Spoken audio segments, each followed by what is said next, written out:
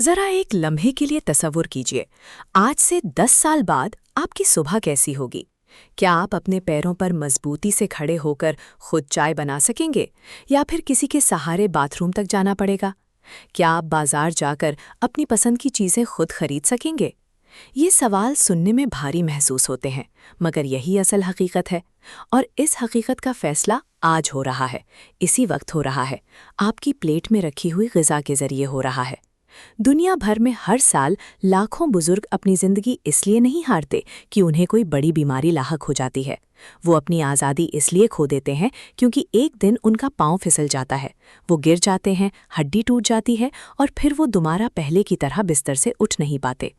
सबसे खौफनाक बात यह है कि गिरने का ये हादसा अचानक नहीं होता, ये कई साल पहले शुरू हो जाता है, आपके बावर्ची खाने में, आपकी प्लेट में, उन चीज़ों के ज़रिए जिन्हें आप सेहतमंद समझकर रोज़ाना खाते हैं। आज मैं आपको पहले 3 ऐसी सब्जियों के बारे में बताऊंगा जो बज़ाहिर फ़ायदेमंद लगती हैं, लेकिन अंदर ही अंदर आपकी हड्डियों को खोखला कर रही होती हैं, खून की नालियों को सख्त बना रही होती हैं और आपके पैरों से ताकत छीन रही होती हैं। इसके बाद मैं आपको 3 ऐसी हैरत अंगेज सब्जियों के बारे में बताऊंगा जो 60 साल के बाद आपकी ज़िंदगी का रुख बदल सकती हैं। लेकिन इससे पहले एक निहायत अहम हकीकत समझ लीजिए। 60 साल की उम्र के बाद जिस्म मुकम्मल तौर पर बदल जाता है। जवानी में आपने जो चाहा खाया, जिस्म ने बर्दाश्त कर लिया, मगर अब ऐसा नहीं है। अब हर निवाला एक फैसला है, हर खाना एक मोड़ है।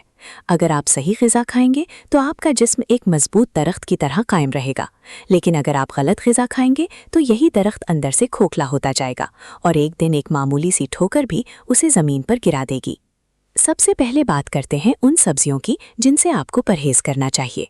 और पहले नंबर पर है एक ऐसी चीज़ जो शायद आपके घर में हफ्ते में कई बार बनती है, मकई। जी हाँ, मकई की रोटी, भुट्टा या मकई से बनी हुई दूसरी ग़िज़ाएँ।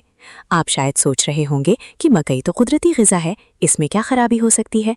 खराबी मकई में नहीं, बल्कि इसमें मौजूद ओमेगा 6 फैटी एसिड्स की ज़्यादती में है। हमारे जिस्म को 2 तरह की चिकनाइयों की ज़रूरत होती है, ओमेगा 3 जो सूजश कम करती है और ओमेगा 6 जो सूजश को बढ़ा सकती है। जब तक दोनों का तवाज़न बरकरार रहे, जिस्म सही काम करता है।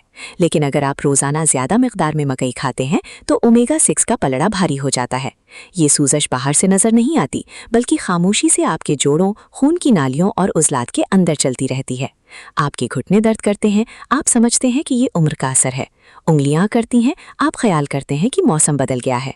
लेकिन हकीकत में ये वो खामोश आग है जो गलत ग़िज़ाएँ आपके जिस्म में भड़का रही होती हैं। और अगर आप रोज़ाना इस आग को हवा देते रहेंगे तो एक वक्त ऐसा आएगा जब चलना तो दूर, खड़े होना भी मुश्किल हो जाएगा। इसका मतलब ये नहीं कि आप मकई को मुकम्मल तौर पर तर्क कर दें। हफ्ते में एक बार मुनासिब है, लेकिन रोज़ाना इस्तेमाल जोड़ों के लिए नुकसानदेह हो सकता है।